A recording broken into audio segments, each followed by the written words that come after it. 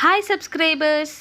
జొన్నలతో కేవలం జొన్న రొట్టే కాదండి, లాస్ట్ వీడియోలో చూశారు కదా జొన్న దోశ. ఈరోజు జొన్న పొంగలి ఎలా చేద్దామో చూద్దాం. దీనికి కావాల్సింది 2 కప్పుల జొన్నలు, 1 కప్పు మినప్పప్పు, అంతే.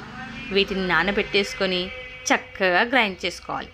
కానీ దోశపిండిలా గ్రైండ్ చేయకండి, కొద్దిగా చిక్కగా గ్రైండ్ చేయండి.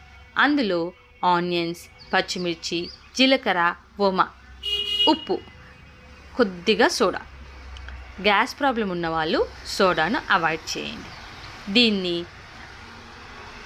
పొంగనాలు చేసే ప్యాన్లో ఈ పిండిని కొద్ది కొద్దిగా వేసుకొని 2 వైపులా కాల్చుకుంటే చక్కని పొంగనాలు రెడీ అయిపోతాయండి. చూస్తున్నారు కదా ఎంత చక్కటి కలర్లో వచ్చాయో. దీన్ని టమాటా చట్నీతో తింటే వాహ్ అనాల్సిందే. నచ్చినట్లయితే లైక్ చేయండి.